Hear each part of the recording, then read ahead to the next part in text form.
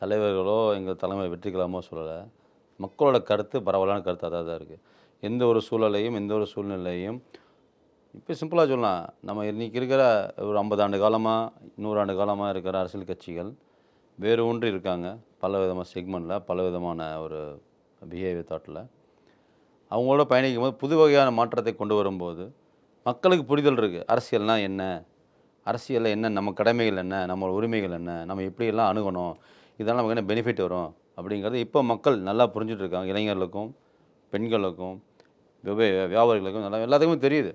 இந்த அவேர்னஸ் மக்கள் தெரிஞ்சுக்கிறதுனால அவங்களே சொல்கிறாங்க, இல்லை அண்ணனுக்கு வேணும் என்ன பண்ணுறாங்கன்னு சொல்கிறாங்க. இது நம்ம உருவாக்குற கருத்து இல்லை, மக்களோட வெளிப்படையான பலதரப்பட்ட இளைஞர்களோட கருத்துக்களாக இருக்குது. நம்ம உருவாக்குற கருத்து இல்லைன்னு நீங்கள் சொன்னாலும் வந்து இது எங்கேயோ ஒரு இடத்துல டிவிக்கேல தானே இது ஸ்பார்க் ஆகுது. டிவிக்கேல ஸ்பார்க் ஆகுது, மக்களிடம் ஸ்பார்க் ஆகுது. மக்களும் டிவிக்கே தானே, மக்களும் டிவிக்கு ஒன்றாக தான் இருக்கும்.